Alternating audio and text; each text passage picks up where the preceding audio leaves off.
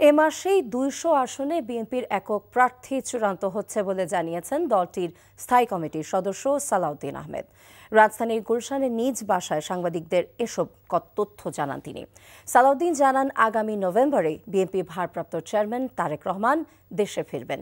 বৃহত্তর জোটে থাকতে পারে এনসিপি সহ অনেকগুলো রাজনৈতিক দল।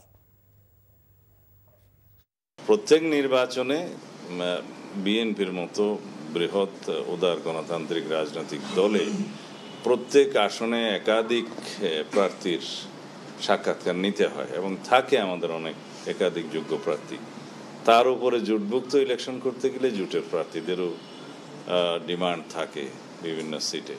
সেখানে আমাদের একটা নেগোসিয়েশন করতে হয় আলাপ আলোচনার মধ্য দিয়ে। তো যারা এমপি ইলেকশনে নমিনেশন পাবে না তাদেরকে জাতীয়ভাবে বিভিন্নভাবে মূল্যায়ন করার সুযোগ থাকে।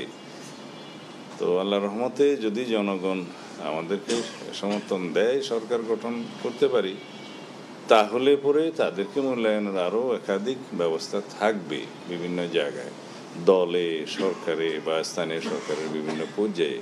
সেটা আমরা ওইভাবেই সমাধান করার চেষ্টা করি। বান্ডেল থাকলে প্রতি সেনমানিতে টাকা বাঁচবে। বিকাশ সেনমানি বান্ডেল কিনে জিতুন প্রতি লেনদেনে।